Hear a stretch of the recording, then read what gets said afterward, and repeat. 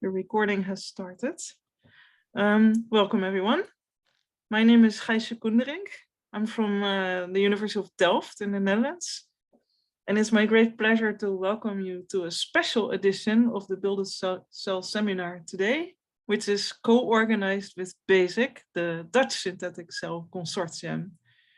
And it's an even greater pleasure to be able to announce to you Kristina Ganzinger, who hails from AMOLF, which is a research institute in Amsterdam, where she heads a group that is called the Physics of Cellular Interactions group.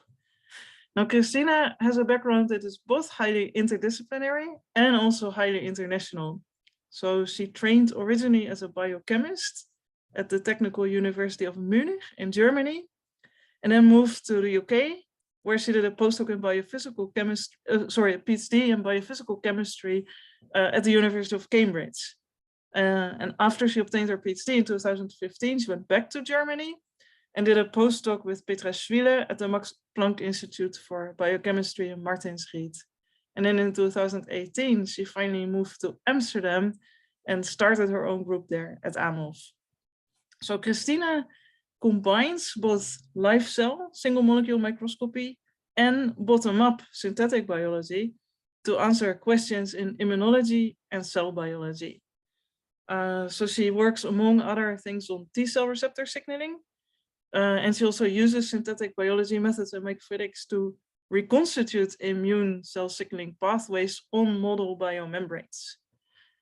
She has won numerous scholarships, fellowships, and awards throughout her career, with her most recent achievement, the competitive 𝗕𝗏 grant, which is kind of the Dutch equivalent of an 𝗊𝗄 starting grant.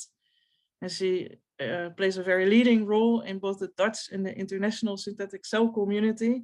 For instance, in 2020, she organized the Lawrence workshop, which some of you have maybe participated in, which was about reconstituting biology, charting the way to minimal cells. Well, for reasons that we are all aware of, this was held online, but there will actually be a follow-up in-person version of this workshop, I think later this year. Yeah. So yeah, today she will give us a completely new spin on making minimal cells. If along the way you have any burning questions, please feel free to ask them either on the chat or open your microphone. I will keep an eye on the chat, and otherwise we can keep the discussion till the end. So Kristina, the floor is yours. Thank you, Gijsje. Thank you very much for this very kind introduction. Thanks also very much to 𝗃𝗏𝗃 for organizing the series. It's a real pleasure to present here as part of the basic speaker series. And of course, thanks to all of you who joined the seminar today. I'm really happy to be able to talk about our research to you. As Gijsje already said, I will be talking mostly about how we reconstitute biological systems in GOVs, but I first wanted to give you a really brief rundown on what our lab is interested in, although Gijsje also touched on that already, to introduce myself to you. So as she already mentioned, my group really is interested in how information is processed in immune cell communication. So in that sense, we approach the synthetic cell community very much from an understanding biology point of view, I would say. So to actually study how cells talk to each other using receptor-ligand interactions and cell-cell interfaces, but also soluble ligands, we follow two approaches. One which I would call kind of cell biophysics, where we actually already use some form of reconstituted system to replace essentially one of the interacting cells with supported lipid bilayers, in which we reconstitute ligands or receptors, and then we can use those to interrogate the signaling processes in live cells as they interact with these surfaces. And as Gijsje also mentioned, we do this a lot for T-cell signaling, and our newest projects are focused also around CAR T cells, so more applied directions. And on the other end, we want to also really follow a full bottom-up reconstitution approach to study these signaling processes in lipid membranes. So this is the common theme really here, going ultimately, hopefully, towards fully reconstituted minimal signaling systems, including intracellular signaling pathways. Though at the moment we mostly reconstitute either the extracellular side of things or the intracellular side of things separately, because of course altogether is technically very challenging. And because we use mostly fluorescence microscopy and also sometimes single molecule fluorescence microscopy to study these systems, we also do a lot of method development on the single molecule tracking side, which is a bit of a legacy from my PhD work with David Kennerman in Cambridge, using repurposing, for example, DNA paint, not for super resolution imaging, but also for single particle tracking. But I won't be talking about this today because this audience, of course, is mostly interested in minimal cells. And so my first part of the talk will focus on one particular way of making minimal cells or lipid vesicles that are functionalized using the method called 𝘂𝗍, which we recently optimized also together actually with Gijsje's lab. And the second part of the talk will be about microfluidics, or more precisely, using microfluidic GUV traps to deform these GUVs and modulate their tension and study biological processes that respond to these membrane tension changes. So, like many other people, one technical challenge that we face with these minimal signaling systems is that we need to put rather complex biochemical reactions inside lipid vesicles. And the particular horse that we bet on to do this when we started is actually not a very new method in the sense that it was already developed about 10 years ago, called 𝘂𝗍. But as we all know, also there's not a single one method available that can do it all. So that's at least what we picked. So it's called continuous droplet interface crossing encapsulation. And it's a version of an emulsion transfer method. So you have a rotating chamber in which you first essentially place your aqueous outer phase, and then you put another layer of an oil phase that contains your surfactant, in our case, biological lipids. And because of density differences, the layers will stay separate as the disk is spinning. And then you insert a capillary into the rotating disk, which doesn't rotate actually. So this is just placed inside this rotating chamber. And then you use the capillary to insert the inner aqueous solution, which first forms droplets in this lipid phase. And then as these droplets form by these liquid, by acquiring kind of a coat of lipids, and the centrifugal forces will force these droplets through the second interface, and thereby it will acquire a second layer of lipids and a lipid bilayer. So we end up with double emulsion, or hopefully GUVs in the end. Now this looks really simple, and it is also a simple concept, but it is really far from trivial to get it working, as many of you, I think, who have tried to do this one way or another in the lab can attest. So my PhD student, 𝘊𝗨 van der Kouter, together with students from Gijsje's lab, Christophe Danelon's lab, and Kees Dekker's lab at the TU in Delft here in the Netherlands, we set out to actually work on making 𝘂𝗍 a more robust and reproducible method by really trying to go through all individual steps of the protocol and trying to understand what makes it work or not work. And for this, we also actually built first a quite nice version of how to actually achieve a rotating disk. And these plans you can find back on our group GitHub page if you are interested in building a setup yourself. And we use 3D printing to make these chambers. So it's all kind of homemade setup. Now, what we first found when we were making GUVs with 𝘂𝗍 is that actually the lipid and oil solution that we use to make these droplets is inherently quite unstable. So on the time scale of the experiments, or like you operating with these devices in the lab, like 10 minutes or so, you will start seeing that the lipids crash out of solution if you prepare it in one of the ways that was actually published before by the group who invented the method, which is dissolving the lipids in the oil with a better solvent. So like you essentially prepare like a dispersion of lipids in chloroform or decane, another good solvent, in mineral oil and silicon oil.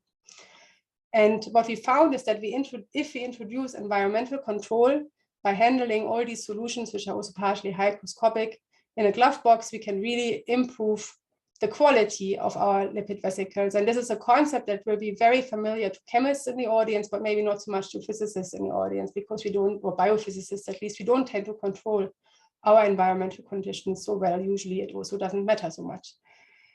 And a bit along the similar line, we also use a dehumidifier to control the humidity in the room of the setup because we really found that if the humidity goes up too high, the yield goes down drastically as we do these experiments. Now, as I already mentioned, this lipid and oil dispersion is really crucial to getting sea dyes to work, which is also not so surprising, I guess, if you think about it, because it really is this transfer of the lipids to the interface that makes first the droplet and then in the second, on the second interface, the vesicle. And so when we played with the different solvents to actually generate these lipid and oil dispersions, we found that if we use decane instead of chloroform, on the first side, the size distribution of the vesicles we obtain doesn't change drastically. But if we look a bit more closely at the encapsulation efficiency, then we realized that there was quite a reduction in the number of empty GUVs when we use decane instead of chloroform. So just by changing solvent, we could achieve a much better encapsulation rate for actin in this case, but it was also working. That was also the case for other solutions that we encapsulated. And we think that this is at least partially the reason that this also made a big difference when we try to encapsulate more complex systems such as cell-free protein expression systems, in this case, the PURE system, collaboration with Christoph's Danelon group. Because here we really found that it was essential to get good expression of, in this case, just a model protein, YFP, inside these vesicles. And we could even push the expression of YFP by including pegylated lipids in addition to dissolving or dispersing the lipids in decane. And now with this kind of, say, optimized condition for sea dyes, we went on to, well, do some quality checks by using hemolysin in this case to check that the membranes are actually unilamellar and that they are also reasonably free of traces of oil, which I'm happy to discuss in the discussion because that's always something that people care about, and in how far we can ensure that there's not much oil left in our lipid vesicles. Together with 𝗀𝗄𝗵𝗶, we encapsulated functional actin cytoskeleton inside these vesicles, in this case, producing a minimal cortex of actin driven by VCA and 𝗂𝗏 at the membrane of the GUV. We also did this for synthetic mimic of the cortex using DNA origami that assembles at the membrane in the presence of cholesterol oligos. And we can even encapsulate things such as SUVs, like going towards multi-compartmentalizations, or even entire bacteria, E. coli, which you can maybe think about that could be interesting for using them as a factory, let's say, in a minimal cell, like for producing, for example, ATP, or including entire organelles like mitochondria or chloroplasts for energy production in the long run. And what we recently also managed is to use sea dyes to make phase-separated GUVs. Doesn't work for every lipid mixture, but it does work for some, which again is, I think, quite interesting because a lot of us use these also to create kind of microdomains inside the GUV membranes. We can also encapsulate much more viscous solutions. In this case, we used quite a high amount of dextrane in order to achieve filaments of DNA nano-origami inside these vesicles. That was in collaboration with the 𝘂𝗶𝘁 group in Heidelberg. And I was already showing to you before that we can polymerize actin inside these GUVs, and this is just a movie showing this happening as we add ATP from the outside and hemolysin, and have this vesicle, in this case, captured in a microfluidic trap so that we can change the solution around it easily. Now, if you've listened to me so far, it probably sounds a bit like this is the jack of all trades solution to vesicle formation, but unfortunately, alas, this is not the case. We still can't encapsulate everything that we try. For example, one thing that somehow has not worked so far, also for the lab of Marilyn Dochterrom, is to encapsulate tubulin and get really microtubule polymerization inside vesicles made with sea dyes. And a bit also motivated by these kind of failures and by seeing that, yeah, it still seems to matter what we put inside, even though it works very well in many cases, that it just simply doesn't work for all. We thought it would be really interesting to see what's going on while we run this device.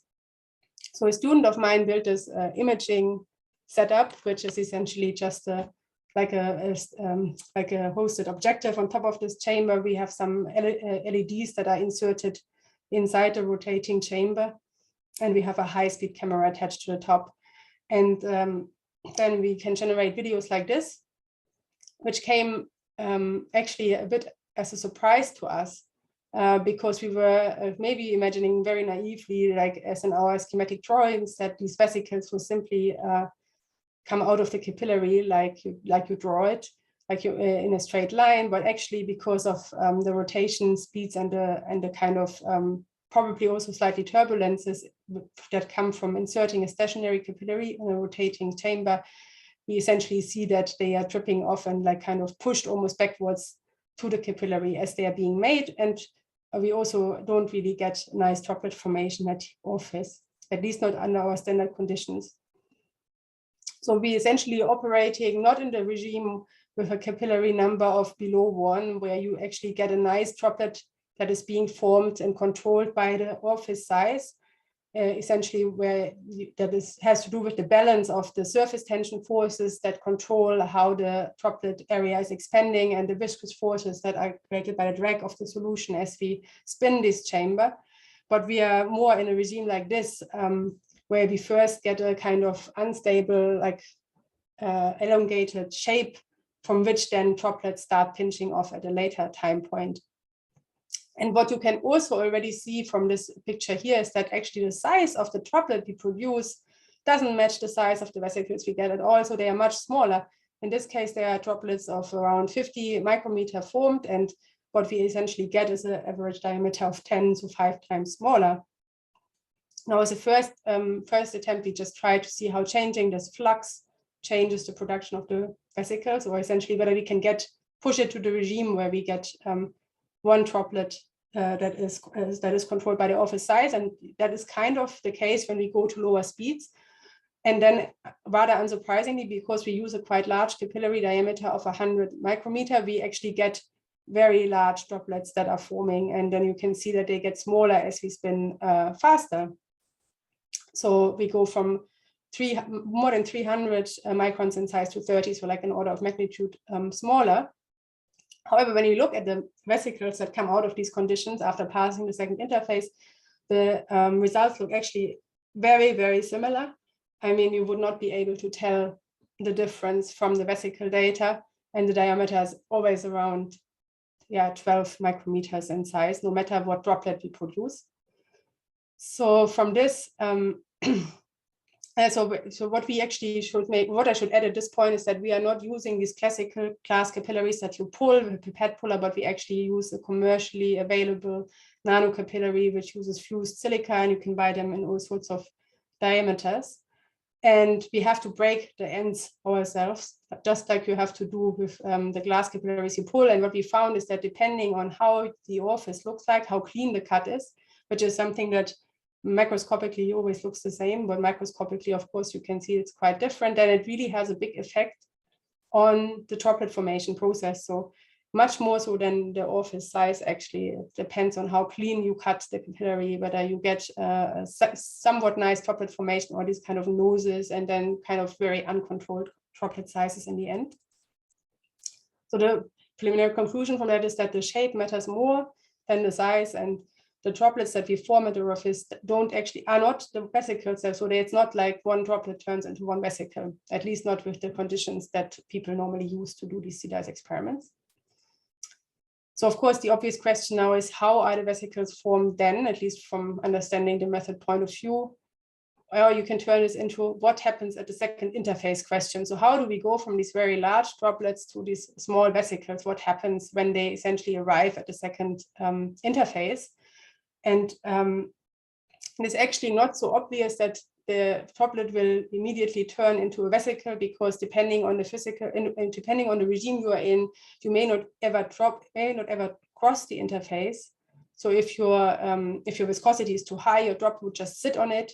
If you are too fast, then the drop can also just drain into the content into the outer phase, rather than the sipping behavior that we want. And it's actually not clear how we would control this exactly, or what parameters we need to change what in order to achieve what we want. So what we want to do next is really to move to that secondary interface to essentially a bit more empirically just see what happens there and under which conditions we can hopefully see nice sipping and like essentially team up with some fluid dynamics expert also to see what we need to do in order to make this work better. Now, for the second part of the talk, I want to focus on something slightly less technical and actually talk about what you can do to these GUVs once you've actually painstakingly made them. And this is actually work I did as a part of my postdoc with 𝗕𝗏𝗆𝗿𝗏 on 𝗕𝗏 reorganization in GUVs as they are deformed using microfluidic traps, together with a PhD student called Adrian Marino. So as many of you will already know, the protein 𝗕𝗏 is an important regulator of cell division in E. coli and therefore has actually been quite in the spotlight, I would say, of the bottom-up synthetic biology community, because of course, one thing that we would all want from these minimal cells is that they can divide. And 𝗕𝗏 seemed to be quite a good candidate for that in the sense that it forms these ring-like structures at the division site of E. coli and coordinates essentially and orchestrates the protein machinery that divides E. coli cells. And the structure is called the Z ring.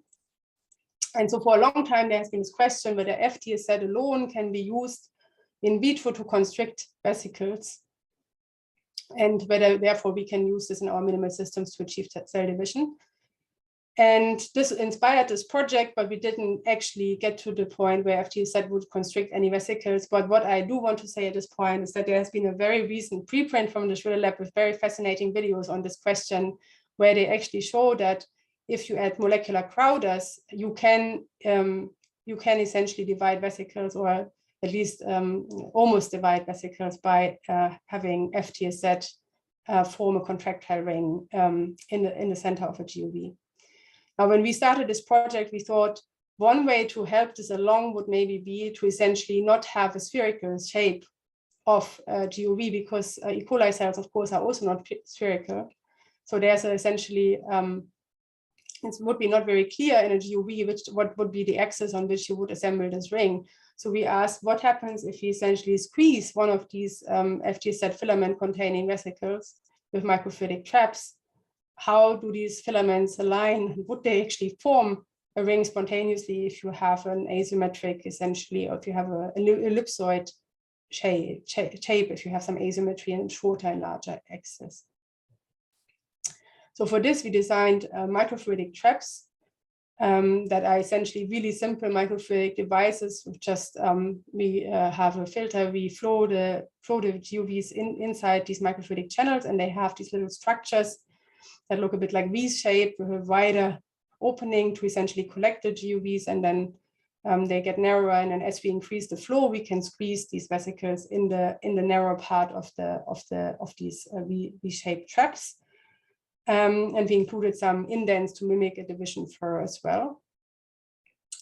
So when we trapped 𝗕𝗏 containing vesicles inside these traps, and we essentially created conditions under which 𝗕𝗏 forms filaments inside these GUVs, we actually found that indeed these filaments tended to align at these narrow points.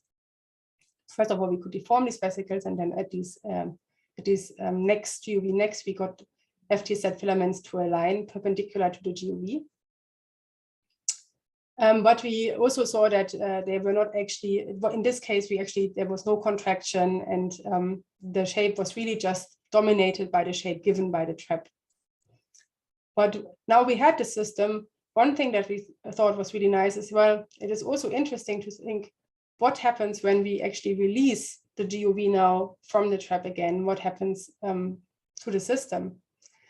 And interestingly, if you just do this with normal GUVs, so just a GUV that doesn't contain any 𝗕𝗏 filaments, if you essentially reverse the flow and you release it from the trap, then what happens is that the vesicle essentially displays some membrane tubes or even like these pearls on a string-like structures. And that is because in order to deform in these traps, we had to generate some excess membrane area because otherwise, of course, we can't deviate from a spherical shape. So this is just logical. And actually, in order to aid this, we also changed the osmolarity for the deformation process. So we added essentially a little bit of an osmotic shock in order for the vesicle to really deform efficiently inside these microfluidic traps. So then if you release the vesicle, you get that excess membrane area back in the form of these tubes. Now, what's interesting about this is that if you do the same with vesicles that contain 𝗕𝗙-𝗏, the vesicles behave differently. And as you can see in this movie, the 𝗕𝗙-𝗏 filaments really reorganize. So they go from this like filament state to what in the Schiller lab, at least everyone calls the 𝗕𝗙-𝗏 rings. So these are much smaller structures. And on lipid bilayers, we believe these are the same structures. These also is like kind of a rotating treadmilling system. So like the moment you change the membrane tension and you release you have this extra membrane area, the 𝗕𝗙-𝗏 reorganizes. And that you can also see from these pictures here. So you get these much shorter protrusions, which we never see in the case when there's no cytoskeleton. So essentially the 𝗕𝗙-𝗏 responds to the membrane tension change and stabilizes also this extra membrane area by forming these protrusions. Now, because we had this nice microfluidic system, we could also ask, is this step reversible? So what happens if we go back in and out? And I played the movie already. This was the same GOV. You can see the moment it goes back inside the trap, it changes shape again. And then it is also accompanied by a change of this 𝗕𝗙-𝗏 filament organization from these rings into these elongated filaments again. And this happens really almost instantaneously, at least with the time resolution that we have with this confocal imaging. We can do this, and this is the interesting part, I think, also in the constant osmolarity. So this is really kind of going back and forth for different membrane states, without changing the osmolarity at all, which you would normally have to do in order to deform the membrane, because you have this membrane reservoir basically that is kept there by the 𝗕𝗙-𝗏 and can be released as the vesicle deforms. And this is also really in stark contrast to the control case where you don't have 𝗕𝗙-𝗏 or 𝗕𝗙-𝗏 that can't polymerize or no ATP, because in that case, we also really can't do these repeated cycles of GOV formation. So essentially the presence of the cytoskeleton really makes these GOVs amenable to deformation and in a repeated fashion. So even though this is maybe not a function that 𝗕𝗙-𝗏 has in nature, I think this shows really nicely that if you do these bottom-up reconstitution experiments, you may discover functionalities of proteins that can be useful in the context of the synthetic system that you are designing, like kind of repurposed from nature, even if it doesn't quite, even if it's not quite what the protein would be doing in its natural environment, let's say in the E. coli cell. Now with that, I want to acknowledge my group, in particular Lori, who did the experiments on the sea lice for really like a fantastic time I've had since I started my group at AMOLF. My many collaborators, I tried to mention them on the way, from the BASIC consortium in particular on the sea lice project. My postdoc supervisor, 𝗕𝗏𝗏𝗏, and the student Adrian for the work on the 𝗕𝗙-𝗏 trapping experiments. And lastly, if you want to use sea lice for yourself, we really try to have an open science approach about this. We try to have as much detail in the paper already that we published last year in ACS Synthetic Biology. But there's also a GitHub page where you can find more about it, and you can always get in touch for advice as well. Yeah, lastly, it is not yet a one-size-fits-all solution, but it may work for your particular problem. So I think it's worth giving it a shot if you are stuck with making vesicles. And with that, I'm very happy to answer any questions that you may have. Thank you for your attention. Thanks, Kristina. That was a very exciting talk. And yeah, maybe it's not a one-size-fits-all solution, but it's definitely a huge breakthrough, I think, for the field. There are questions on the chats. I also see the first hand appearing. Anyone who has questions, please feel free to enter it either on the chat or raise your hand. Before reading the chats, let me give the word to 𝗀𝗏𝗶𝗇𝗶𝗵, who raised his hand. Hi, yeah, very nice talk. I have two questions. One question already several people asked in the chat. One of the question is that Yeah, can you control the tension of your vesicle with your method? Or what are the typical tension of your vesicle in your method?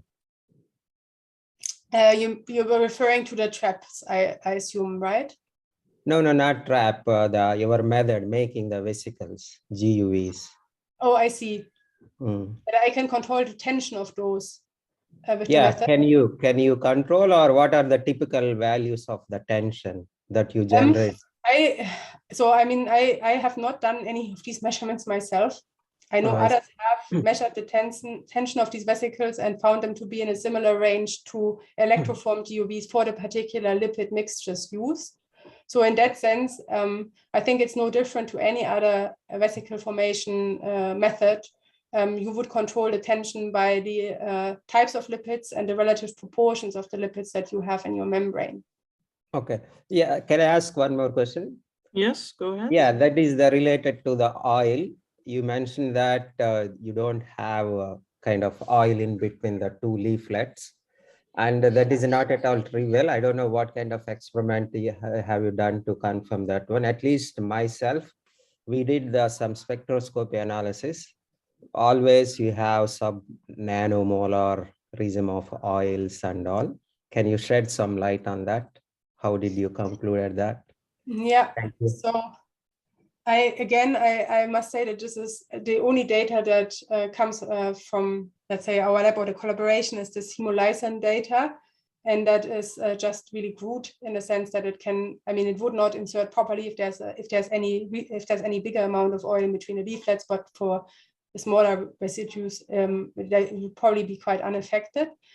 But there is, I forgot the names of the groups, unfortunately, just now, but I mean, there's a data both on pulling essentially tubes from vesicles, and measuring the tension by pulling the tubes, which is quite sensitive to the residue, which has also found it to be exactly in the same range as electroformed GUVs. And then there's data from another group which have done these measurements on like the fluctuations, membrane fluctuation analysis, microscopy based on individual GUVs, and they again found that the fluctuations are very much in line with no oil residue and also with like electroformed GUVs. So that makes me quite confident to say that there's not much left. I would never say, I mean, no, I mean, that was why there was also a star or quotation mark, but I mean, it's not, I'm sure it's not free, but I think for all practical purposes, for most people, you could consider it as free, or at least almost no residue. I would like first to take some other questions. And maybe sure. Okay, thank you. Bye. Andreas Walter also raised his hands. Please go ahead. Hi, Kristina. Very nice talk, very interesting. I have a question to the first part. So it's interesting to realize that some of the vesicles contain, you know, sort of more material than some others. And that's quite difficult to understand from the process because you're injecting exactly the same concentration the whole time. So do you have any hypothesis how this separates or what's happening there? Yeah, I have a hypothesis, but it is really just a hypothesis at this point and more like speculation. But I think that it has to do with the fact that we don't cross the second interface the way we imagine it. I mean, it's already clear from the data we have on this, like relating droplet size and vesicle size, that it's not like simply a droplet turning into a vesicle. This means there must be quite some complex processes, and we believe it's also turbulences that play a role there because the capillary essentially is stationary and it disturbs the flow of the oil quite a lot, actually. Like you wouldn't think about it like that maybe, but if you talk to someone who knows about these things, they say, oh yeah, I mean, what are you expecting? Essentially, you have a lot of turbulent flow. So this means the interface is probably also not exactly as stable as you imagine it, meaning that I think there will be outer solution essentially somehow ending up in your vesicle somehow, some way. I don't think it is just simply turning the inner solution, like, you know, it's just simply not this the simple process that I depicted on the schematic, and therefore we get also up concentration, in fact, which is also strange to think about. I think that this is also that you have maybe less membrane area, and then you essentially squeeze out some water that can penetrate, you get some up concentration. So you get really both effects. And yeah, I think it will be, at least from a technical point of view, quite interesting to look at that in more detail in the future. Maybe also, if I may, a short second question. I think that's a very quick question.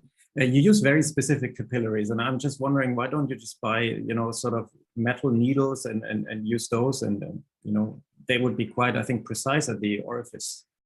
Or how do you It's a feel good about question, this? actually. Maybe a good suggestion to try once. I think that one reason we use the glass capillaries is that they are made to be anti-stick. I mean, the way I don't know exactly how they do that, but they are just the technical fabrication processes in a way so that this is quite minimized. And that was one of the reasons that we think anyway that these also work better than uncoated glass capillaries you pull yourself, quite a bit better, in fact, in our hands. So that may become a problem if you switch there, but it would be certainly worth a try. Okay, thanks. Okay, so let me take some questions from the chat.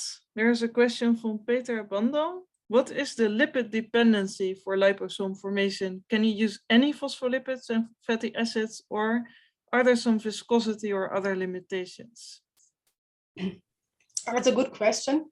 I think it's not one I can answer generally, apart from the fact that, yes, there's definitely particular lipid mixtures that just fail to work in our hands, at least. So it will matter. You will have to. I think I can't give a general principle. I think that many people found cholesterol to work less well in these kind of techniques, and for us this has not been true. Actually, we can make these phase-separated vesicles which always contain cholesterol that work really well for some mixtures, but then some mixtures didn't work at all. I think it really has to do with the surface tension a lot also, whether this works or not, which will be very influenced by the type of lipid you use. And it's just really not, it's just really not possible to predict upfront, I think, for particular lipid mixtures, whether they will work or not, unfortunately. What about the encapsulants? For instance, Peter 𝗶𝗿𝗶 is asking, are there any problems with different salinity or viscosity of the solutes you encapsulate? I think it's not specifically salinity or viscosity, at least not from our experience. So you can encapsulate quite high salt containing solutions, like we managed up to 500 millimolar, even which is really very high. But can sometimes be that a certain combination of factors, certain lipids with certain buffers won't work, and then you won't quite understand why. But I think in principle, it's not as simple as saying certain viscosities or certain salinities don't work. We can also encapsulate very viscous solution with dextrane, really viscous. But then if you use methyl cellulose instead, it doesn't work, for example. So then I don't have any idea why it doesn't, even if you pick the same viscosity. Yeah. But yeah, so there is some specificity, unfortunately. It's not blind to what you put inside. Yeah. So then there's a devil's advocate question from Razia. What do you think is the advantage of the 𝗕-𝗍 method compared to the inverse emulsion method to make the GOVs? Well, I think that in principle, one advantage that we haven't exploited in our lab is size control that you could in principle get by moving to smaller capillary sizes. But otherwise, I would say that the yield is quite good. So like classical inverted emulsion methods in Eppendorf tubes, they have, for example, just a much smaller interface. I mean, the second interface is much smaller in terms of size. We have really like centimeters, square centimeter style interface. So I think even if you have quite an inefficient conversion, which we sometimes, I'm sure, have, we still get some yield we can work with under a microscope, at least. Depends also on obviously what you need and want. So I have the feeling that's the main advantage. And I mean, Gijsje, for example, like her group, they are experimenting with a 𝗍-𝗍 version of 𝗍-𝗍, where you don't use the capillary anymore, but you make your emulsion separately, differently, essentially, and then you essentially put the emulsion inside the chamber, and that works very well for them. And so in that sense, I think it's part of the zoo of methods that you can use. And I think it is really for the emulsion, for these inverted emulsion methods, this kind of transfer with the centrifugation across this large interface, that in principle, I think is a big advantage and works very nicely. Yeah, I agree with you from our own experience, because we also compared 𝗕-𝗍, 𝗍-𝗍 and the inverse emulsion method. And certainly 𝗍-𝗍 is, I think, more efficient, has higher yields than the inverse emulsion method, quite robustly. Yeah. There's another interesting aspect that Idira is asking about. How cost effective is this technique? For instance, the price of a commercially available capillary device, camera, etc. Oh yeah, so you don't need a camera. You can really get it to work. We just have this camera for a few months now. So I mean, this is really not required to get it to work at all. So I think that building this setup, this kind of spinning this device is really, if you have an in-house workshop at a university, it's very, very cheap. They will use the parts themselves are not very expensive at all. I unfortunately don't have a number, but it's in the hundreds of euros, not in the thousands of euros for sure. And in terms of running, the running costs are essentially the time of your PhD student, the electricity of the device, and the only drawback in terms of price is the amount of lipid in oil solution you need. So for if you use microplate style emulsion transfer methods, for example, then of course you need very little. But for the 𝗕𝗍 chamber, we need milliliters, and we need quite high lipid concentration. So this is maybe a factor. But the base lipids are not that expensive anymore, so I think that's also not too bad, because the majority will use 𝗬𝗎𝗍, I suppose, or some lipid like that as a base ingredient, and then the more expensive lipids just coating the membranes with that. So someone is asking whether you could share a reference for the work for 𝗕𝗍. But put it in the chat. I can also take care of that if you are busy with picking. Sure. Feel free. Oh, sorry, that is 𝗕𝗍. Okay, I will take care of that in the chat. So about the second part of your talk with the FTS set, Scott Schultz is saying super cool movies. Does the size of the small protrusions in the GUV with FTSC compare at all to the size of E. coli? That is a good question. So we don't actually know exactly how large these protrusions are, because I think, well, we believe that they are below the diffraction limit of our confocal microscope. So in that sense, I can't give you a number, but I think it's the sizes won't be very far, off. They're probably a little bit smaller than the sizes than the size of a bacterium. And No, sorry, go ahead. No, I mean that was kind of, that's the best I can say, really. I think otherwise I can just speculate. You got a thanks from Scott. Related to this, I was sort of wondering in general, is there any physiological relevance to this intriguing observation of these protrusions? Because of course the cell has a cell wall, so it's a very different situation, but is there nevertheless any parallel to physiological functions of FTSC? Well, I think that the fact that FTSC has to essentially constrict at this division site of the bacteria, for that it probably requires the same kind of treadmilling behavior that it actually assumes in these ring-like protrusions in the GUVs. And you can even speculate that this membrane tension sensitivity may also be helpful, because you actually get at least a change in the membrane behavior at the division site, almost certainly also in vivo, but I don't think that anyone has really looked into that more. There's an interesting follow-up question by Peter Bytom again. Do you think to divide a synthetic cell we'll be able to use a network protein like FTSC, or will we need some new engineered system? Yeah, I think that I can only give you my personal take on that. Really, my personal take is that FTSC alone won't do the job.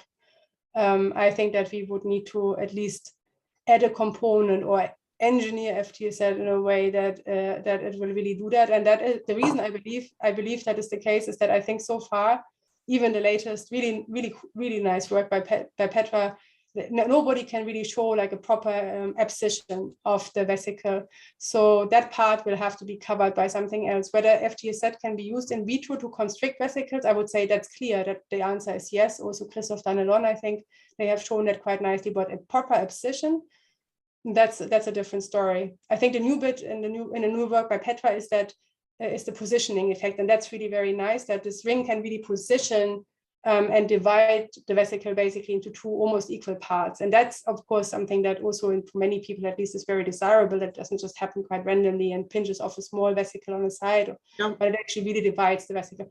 So in that sense, as part of a division machinery, I can really see it as a sole component, no. Yeah. One question I now realize I skipped was a quick question about the seed eyes, about the size distributions. Maybe you can remind us what size distributions you can produce. I think you did show it, but it's probably good to mention it again. Yes, so this was a question from Brandon Mortage. Okay. Yeah, so the size distributions that we obtain, right? Sorry, I think yeah. What is the size range you can make? Yeah, the size range, yes, indeed. Yeah, so the average size that we get is around 12 microns, and the larger vesicles would be like 30 microns or so, and the smaller ones on the order of maybe 2 to 3 even. So that's kind of the range that we get. I don't. New question. Michael Gonzalez, awesome talk. Thank you. Is there any way to control get a different lipid composition in the inner versus the outer leaflets? Yeah, that's also like a very interesting question to think about. I think that it's not possible because with this method, because we simply have this one big lipid reservoir. And the only way I could see it is that you could control somehow the absorption at the outer face in a differential way to the absorption to the inner face. And I wouldn't say that seems impossible because the solutions are different. So, I mean, I could totally imagine that you can tune this to have more positively charged lipids maybe preferentially absorbed to one interface rather than the other. But given that this is also messy in a sense, and that the process doesn't really occur exactly the way we imagine it, I would also at the moment be very, I would not set a PhD student to work on it, let's put it that way, because I think it's unlikely to work based on rational input. I think that it could just work with some condition, but you would have to essentially find it by trial and error, let's say it that way. I don't think we understand it well enough in order to set up an experiment to do this in a controlled fashion. Right. Rao, do you still have your question, or has it been answered in the meantime? Oh, yeah, I could ask, but as you know, I'm not the biologist. I don't know much about 𝗕𝗫 and all. I have the question in the second part. When you squeeze your vesicle in a very nano confinement, I don't know what is the confinement size with respect to the vesicle size. So then in that case, do you expect any shear stresses can play a role in the reorganization of your filaments, 𝗕𝗫 filaments inside the GUV? Yeah, so the relative, the constriction was around 6 microns in diameter, and the GUV is about 4 microns in diameter, and the GUV is about 15 or so in diameter. 4 times. So it's about 4 times smaller. So I think that given that we have this osmotic shock for the first time we deform the vesicle, we essentially start with a vesicle that's floppy. I don't think that there are too many shear forces actually acting on the vesicle when we deform it. Okay, you already make the osmotic shock. Okay. Yeah. So we do that at the same time as increasing the flow rate. So we have a combination of osmotic shock and increasing flow rate before the vesicle just simply sits, before the trap essentially is not deformed. It just sits at the entrance of it, so to say, in a spherical shape. And then we change the solution and increase the flow rate, and then we get this deformation. So is this then those buds are related to the osmotic shock? This is of course something that we did a lot of controls for the paper, but this is really independent of the osmotic shock. So it is really under isoosmotic conditions that these buds happen. However, what is true is that if you in a system where you don't have the traps, you simply have your vesicles sitting in a microscope observation chamber. If you deflate the vesicles very much by an osmotic shock, then you get a similar effect with the FGZ reorganization, but it is linked to the membrane, to the excess membrane area you create. We did some controls for salinity, etc., that don't affect the organization by itself. Okay, thank you. Very nice work. I don't see any hands anymore. And I also don't see any new questions on the chats. There's still time, I think. So if anyone still has a question for Kristina, don't hesitate and ask it now before we close today's session. Okay, then maybe I can ask if no one is. Go ahead. So I did not get what is the difference 𝗀-𝗖 and 𝗊-𝗖. You mentioned the two types. What is the difference? Maybe I missed. Yeah, I mean, I could also refer this question to Gijsje, but I basically the difference is that in one case with the 𝗊-𝗖s, the C is for capillary, so well, it stands. I think it officially stands for continuous. Sorry, it is officially not for capillary, but you can see it that way a bit as well. So like the 𝗊-𝗖s has the capillary, and we make the droplets with that. And then in this 𝗊-𝗖s method, you start with an emulsion instead of the capillary, so you don't have the capillary anymore, which actually greatly simplifies the setup, admittedly. So that is an advantage if you don't need size control. At least for some proteins, it works very nicely. And then you pipette your emulsion into the center of this rotating chamber. And you still have the same setup with the oil layer and the outer phase, and then you drive these droplets that you made through the interface with the centrifugation. Sorry, not with the centrifugation, but with the spinning. It's not centrifuge really. Yeah, similar to that. Okay. Yeah, so it's kind of a hybrid of inverse emulsion and. Yeah, this is nice. We use also inverse emulsion, but for us working not bad. We encapsulated the active particles and all, but yeah, I guess this is the thing, right? We all have our favorite method to make TUVs, and unfortunately, we're not all using the same method yet. Yeah, as long as you're comfortable with it. In an ideal world, one day, right, we'll build collectively a synthetic cell. Yeah. Or we have a very nice manual of what to use when. That would be already my dream. Probably if we had that, what works with what under which condition, then we would also almost be there. I mean, at least for the ones where you don't have to invest too much in the technology to start them up in your lab.